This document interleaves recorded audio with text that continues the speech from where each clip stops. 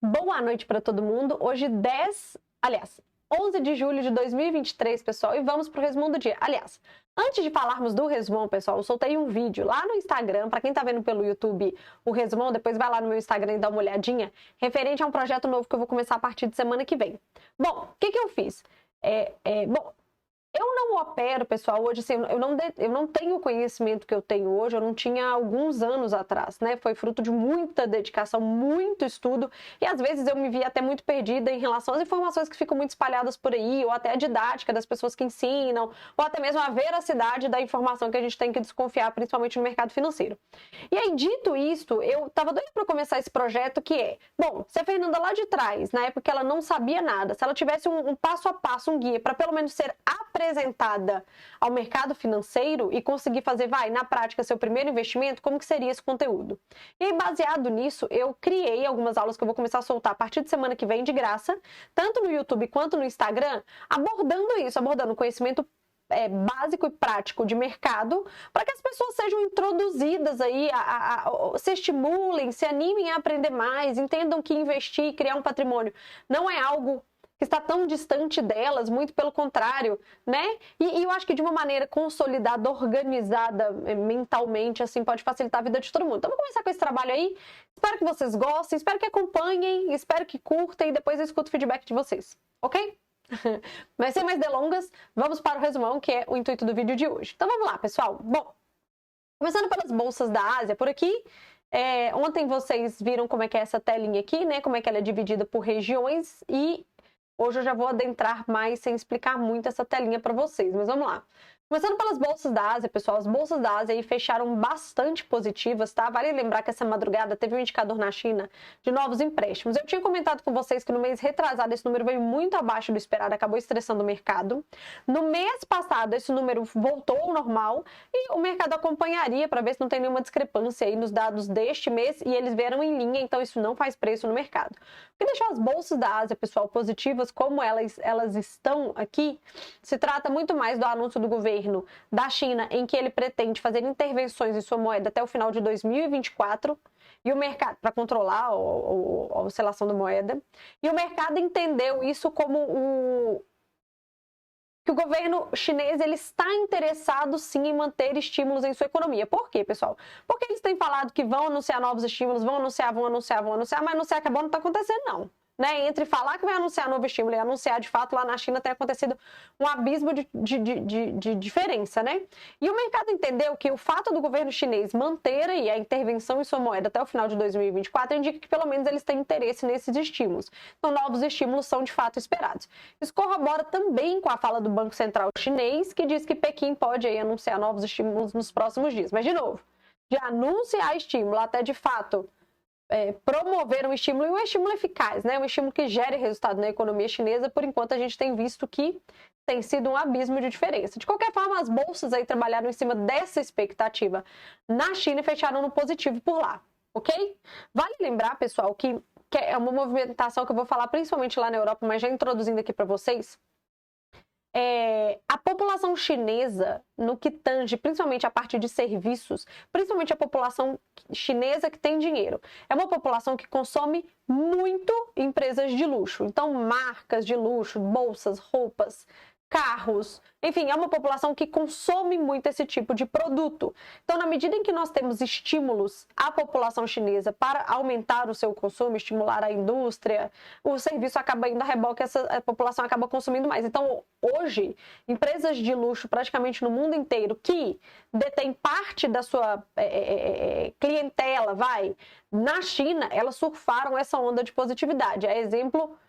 Por exemplo, a Prada, mas já a gente vai falar de outras empresas também. De qualquer forma, bolsas na Ásia fecham aí bastante positivas e isso contamina positivamente as commodities, pessoal.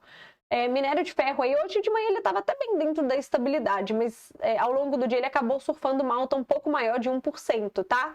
E o petróleo também engata aí mais de 2% ao longo do dia, principalmente depois que abre as bolsas lá dos Estados Unidos, que não trouxeram nenhuma adversidade em relação à positividade do dia, porque o mundo hoje estava positivo antes das bolsas americanas abrirem. Quando as bolsas americanas abriram, elas deram uma oscilada no mundo inteiro, mas acabaram engatando uma alta e manteve a positividade do mundo e commodities não foi diferente, então o petróleo acabou surfando essa positividade também. Ok? Então, cenário de hoje, bolsas na Ásia no positivo, commodities no positivo. Vamos agora para a Europa. Bom, pessoal, como a gente pode ver aqui, bolsas na Europa bastante positivas. Vamos dar uma olhada aqui no calendário econômico. Eu vou abrir ele aqui para vocês. Pronto, no calendário econômico, o que eu quero destacar para vocês aqui? Primeiro de tudo, aqui dá para ver meu mouse? Dá. Primeiro de tudo, taxa de desemprego no Reino Unido sobe, tá? A taxa de desemprego sai de 3,8, que era o último dado. A expectativa do mercado era que se mantivesse e acabou subindo aí. Obviamente que isso é efeito da política contracionista de alta de juros lá do Reino Unido, feito pelo Banco Central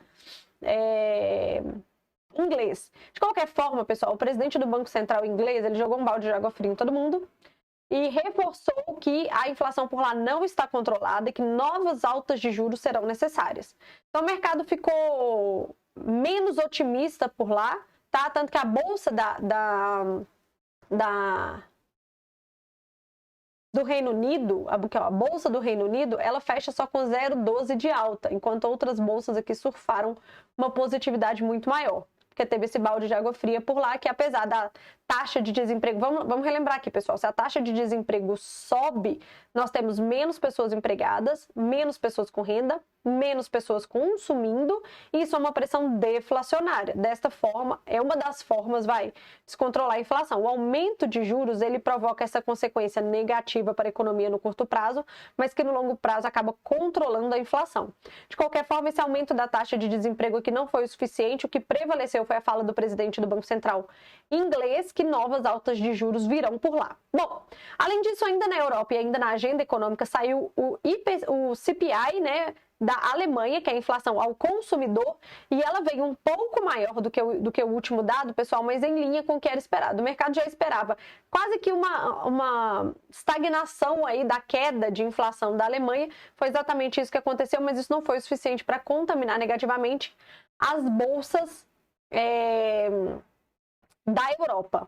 Ok? O que prevaleceu nas bolsas da Europa foi realmente a positividade aí de novos estímulos que possam vir na Ásia. Esses daqui são os destaques dos indicadores. Tivemos mais indicadores, mas esses são os destaques que nós tivemos no dia de hoje, tá? Voltando para as bolsas aqui, pessoal, eu quero fazer um destaque, principalmente a bolsa da França.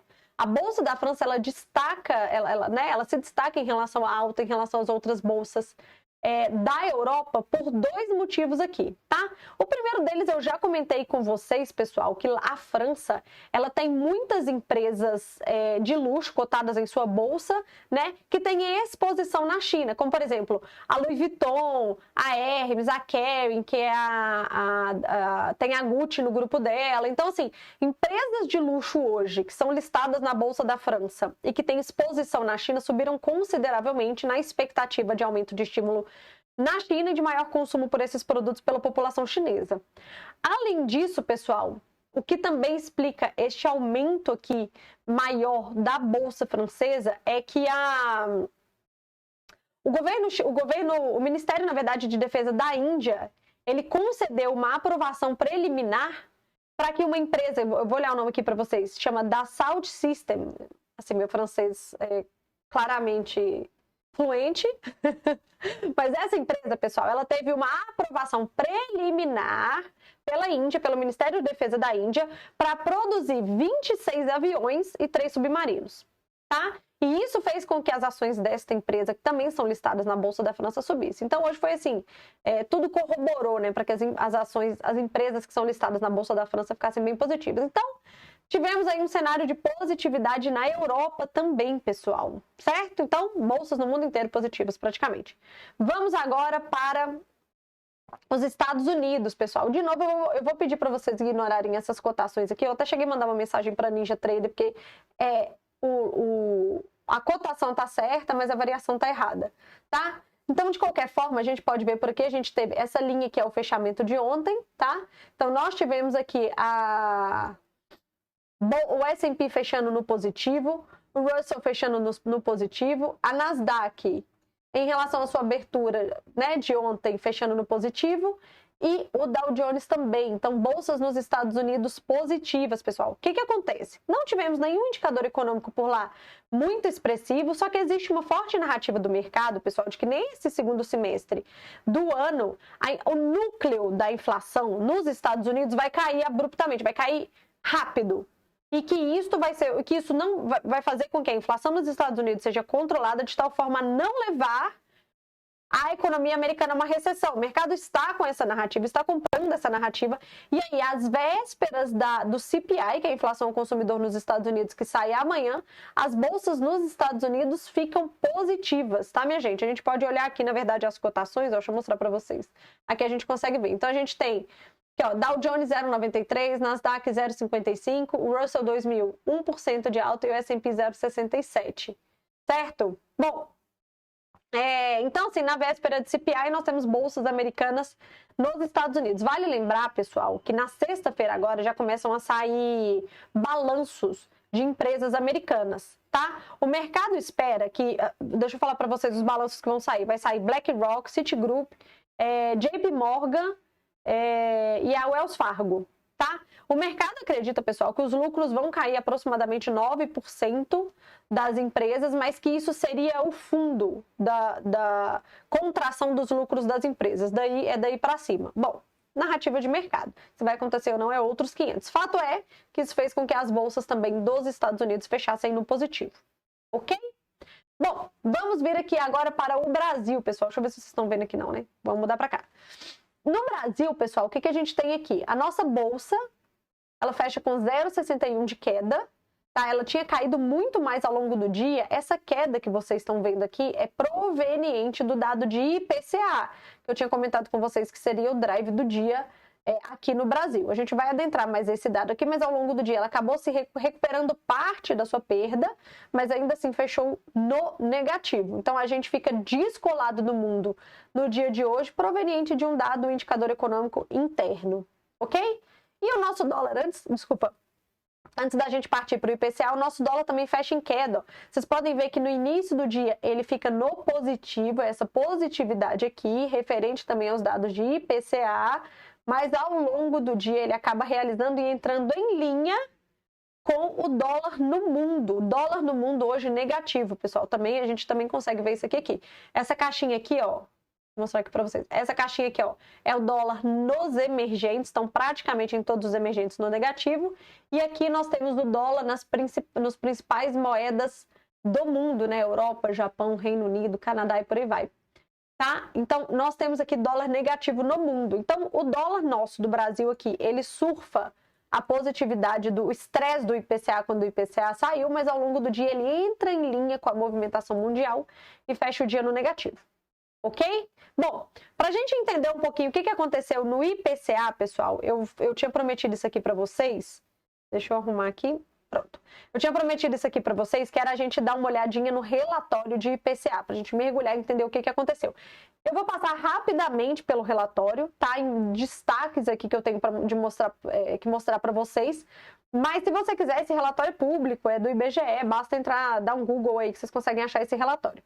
Tá? Então vamos em frente, vamos entender o IPCA. Então nós tivemos um IPCA negativo no mês de junho, ou seja, deflacionário, contra um IPCA de 0,23 no mês passado. No ano de 2023, nós estamos com o IPCA de 2,87, ou seja, uma alta de 2,87 nos últimos 12 meses, 3,16. Ficou dentro da expectativa de mercado, inclusive, esse valor. Certo? Bom, se a gente olhar aqui, pessoal, visualmente dá pra gente ver, né, que nós tivemos desde outubro do ano passado, né, até agora, dados de inflação subindo no Brasil, todo mundo sentiu no bolso, obviamente, e agora entramos num processo deflacionário, resultado também da política monetária do Banco Central. O que eu quero destacar neste gráfico aqui para vocês, pessoal, é o seguinte: no ano passado, no mês de julho, agosto e setembro, nós tivemos 3 meses deflacionários no Brasil. Meses estes, por que existe essa deflação, pessoal? Foi quando o antigo presidente Jair Bolsonaro, ele deu uma canetada, corta os impostos do diesel e de combustíveis, e aí esse corte de impostos temporário, porque já voltou, esse corte de impostos temporário provoca uma falsa deflação nos nossos indicadores. tá? Ele entra no cálculo, mas assim, o preço das coisas continuava subindo, né? Então, assim, nós tivemos 3 meses aí de deflação, e vale lembrar, pessoal, que na hora que a gente apura 12 meses, esses meses deflacionários saem do cálculo, porque você tem que contar 12 meses para trás para fazer o apurado de 12 meses. Então, esse mês já saiu esse número aqui, deflacionário. Mês que vem vai sair esse, no outro mês este. Se os números que entrarem forem maiores do que esse, a inflação sobe, né? É matemática. Então, isso aqui precisa ser acompanhado de perto. Por isso que, pessoal, eu deixei até separado para vocês aqui, ó, nós estamos hoje com uma inflação no Brasil de 3,16, acumulada de 12 meses, certo? Ela vinha caindo, olha o tanto que ela já caiu. Acumulada de 12 meses, 3,16. Quando a gente vai lá, eu deixei isso aqui separado para vocês, quando a gente pega o boletim Focus, qual que é a expectativa de inflação que o mercado vê para este ano ainda? 4,95. Esse é o dado de segunda-feira. Peguei lá no Instagram do Banco Central do Brasil. Eu sempre posto para vocês. 4,95, certo? Então, o mercado está achando que nós vamos sair de 3,16 para 4,95, ou seja, vai aumentar. Por que o mercado acha isso? Porque nós não vamos conseguir compensar esse corte de impostos, um dos motivos, inclusive, que tivemos no ano passado. Entendido essa parte? Bom, então aqui a gente abre, o relatório vai abrir o IPCA por regiões, então quem contribuiu para o aumento aí foi Belo Horizonte, Recife, Aracaju, Vitória, Curitiba, e negativamente todos esses locais aqui, né? Aqui em formato de tabela. Aqui são as segmentações que a gente tem do IPCA, nós vamos falar delas já já. E aqui a abertura, eu mostrei isso para vocês no mês passado. Então a gente sai de 0,23 em maio para 0,08. Quem contribuiu negativamente? O segmento de alimentos e bebidas, e nós vamos aprofundar o porquê mais para baixo. Artigos de residência e transporte, proveniente aí do corte de impostos, do corte do valor do combustível que nós tivemos, e também porque neste valor, pessoal, já entrou aí os ganhos do benefício que o governo deu aí para comprar carro novo, que acabou impactando inclusive o preço de carro usado para baixo também, certo? Bom, aqui a gente consegue ver a difusão da inflação. O que é isso? O quão espalhada a inflação está na nossa economia. A gente vê que ela vem caindo, né, o que é um bom sinal, tá? Quanto mais concentrada a inflação em um produto, um setor, mais fácil de combater do que se você tem uma inflação espalhada pela economia inteira. Não é isso? Bom, os principais impactos do IPCA desse mês para cima foi passagem aérea, que subiu muito, energia elétrica, emplacamento e licenças, condomínio, taxa de água e esgoto. Principais impactos negativos: óleo de soja, que eu comentei com vocês no vídeo anterior do IPCA 15, etanol, o gás de botijão, porque teve a questão beneficiária, gasolina, e automóvel novo por causa do programa aí de benefícios do governo, certo? Aí que entra na parte de alimentos, vocês podem ver o que mais contribuiu para cima, o que mais contribuiu para a queda.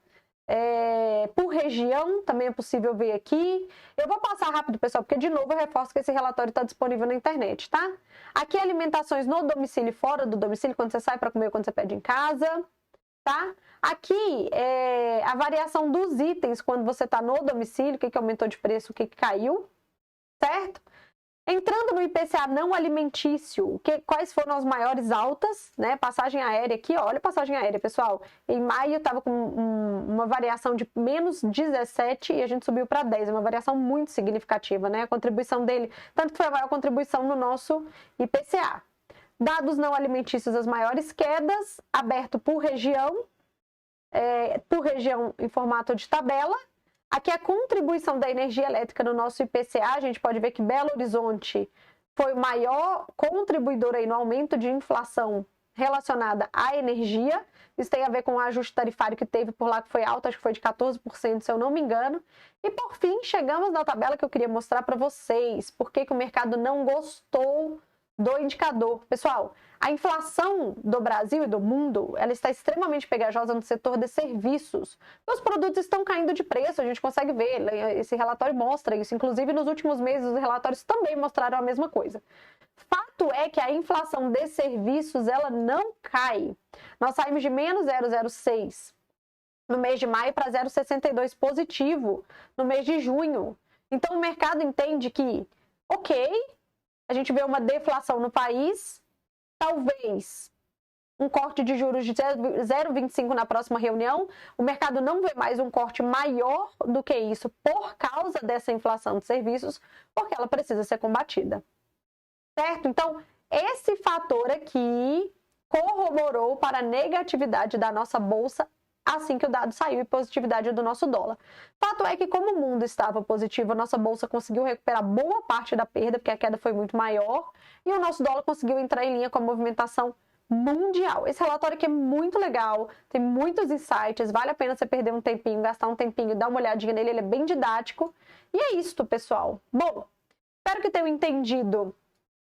Espero que tenham entendido a movimentação de hoje. Hoje eu aumentei um pouquinho mais o tempo aí para a gente entrar mais nesses indicadores, vocês verem que não é só que o dado sai e pronto, acabou, a gente tem que mergulhar nos números, né? O índice surpreendeu na queda, eu te confesso que me surpreendeu também, mas acabou recuperando ao longo do dia, dada a positividade do mundo. Então é isso, espero que tenham gostado desse resumão e um beijo, até amanhã.